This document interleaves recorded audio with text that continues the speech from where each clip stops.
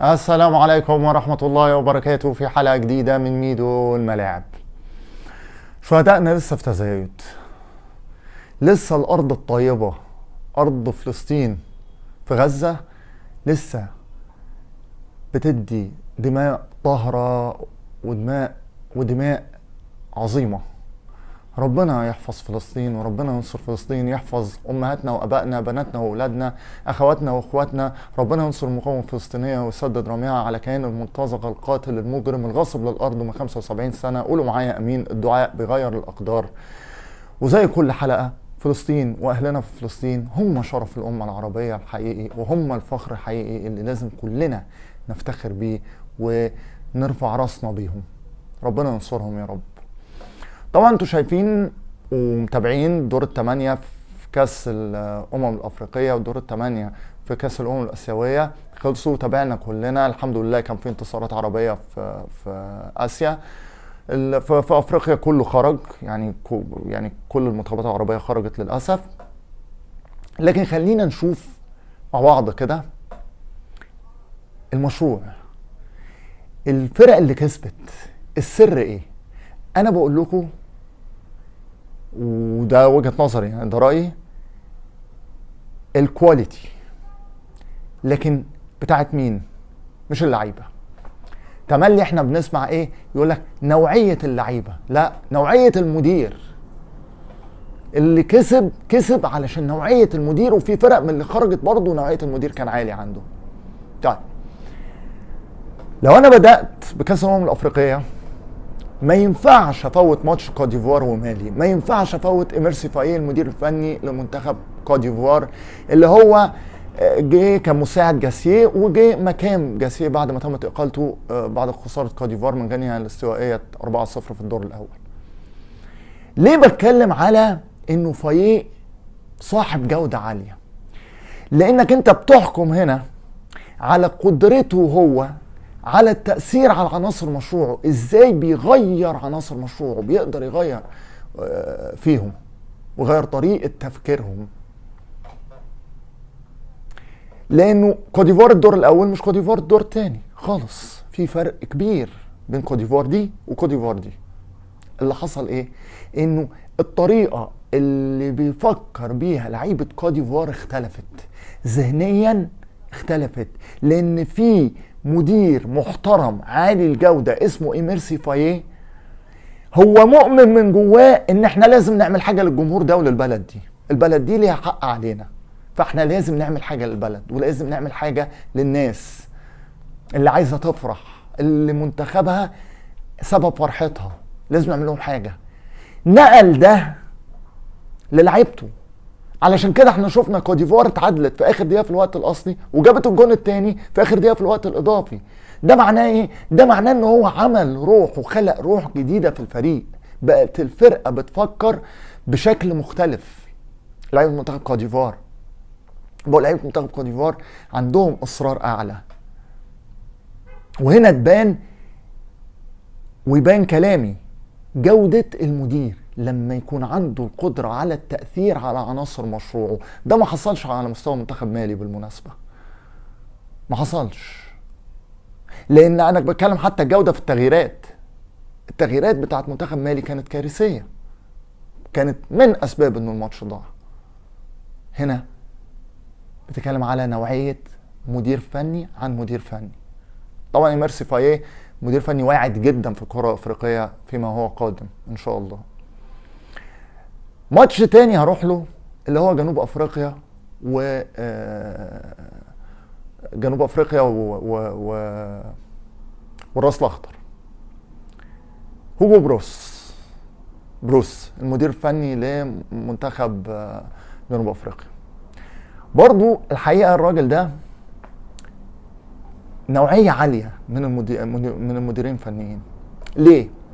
لانك لما تشوف التغييرات بتاعته ولما تشوف تفاعله مع الماتش، امتى جنوب افريقيا بتهجم، امتى بنحصر الكرة في النص، اللعب في النص، امتى بنرجع وبنسيب الكرة للراس الاخضر. ده راجل، لا ده واحد صاحي.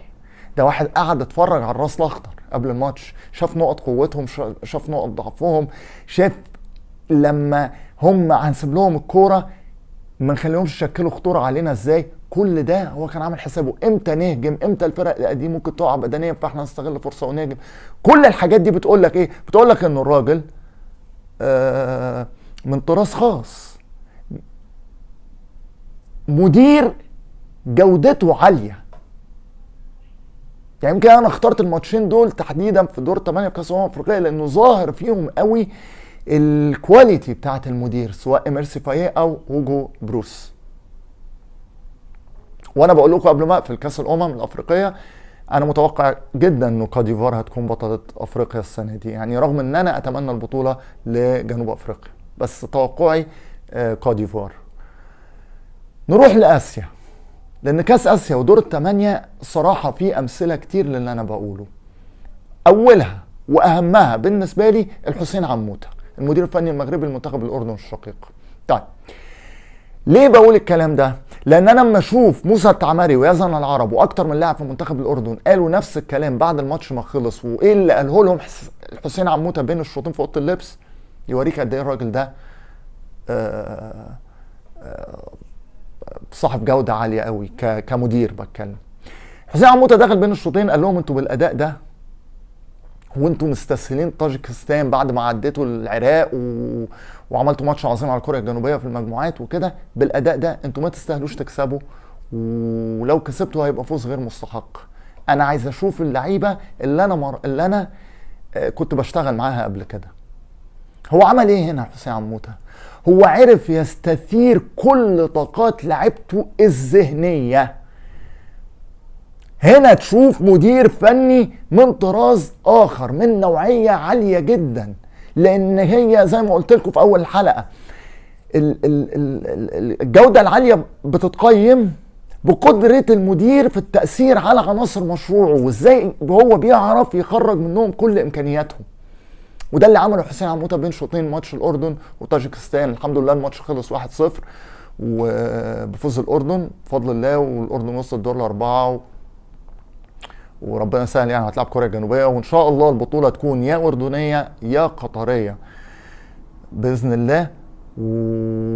واتمنى انه النهائي يبقى الاردن وقطر، اللي انا رايح لها ورايح لماتشها مع اوزبكستان.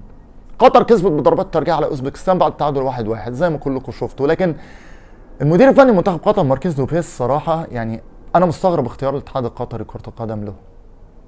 يعني ده انا كنت بقول يعني مدير فني كواليتي عاليه، مدير فني تاني اقل. ده مفيش خالص، معدومه الجوده عند ماركيز لوبيز، معدومه. التغييرات في التشكيل غلط، التغييرات غلط، مفيش اي تفاعل منه مع الفرقه من بره. مفيش، يعني ما بيعملش اي حاجه تقول والله لا ده مدير. مفيش. يعني هو قطر لولا تألق مشعل برشم جون عظيم الحقيقه، لولا تألقه في ضربات الترجيح قطر كان ممكن تخرج، والخروج كان هيبقى يعني مخيب قوي للامال. يعني مبروك لقطر الصعود للدور الاربعه. الكلام ده مش هينفع الماتش الجاي خالص، لانك هتلاعب ايران اللي عندها مدير فني يمكن هو صاحب الجودة الأعلى في كأس الأمم الآسيوية. اللي عمله في ماتش اليابان بين الشوطين علشان انت تغير الماتش، انت الشوط الأولاني ما كنتش موجود خالص وما جيتش، عشان تغير الماتش تماما بين الشوطين. لا، مدير عالي قوي اللي موجود في إيران ده، الراجل اللي بيشتغل في إيران ده حاجة عالية جدا. ليه؟ لأن أنا شوفوا تصريحات مثلا سردار بعد الماتش،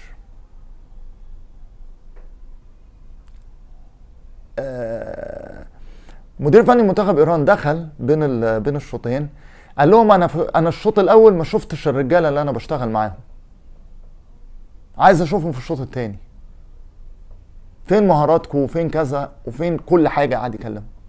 برضه هنا تشوف قدرته هو على انه يغير. ده واحد. اتنين، التغييرات بتاعته كل دي بتقول لك ده مدرب صاحب جودة عالية.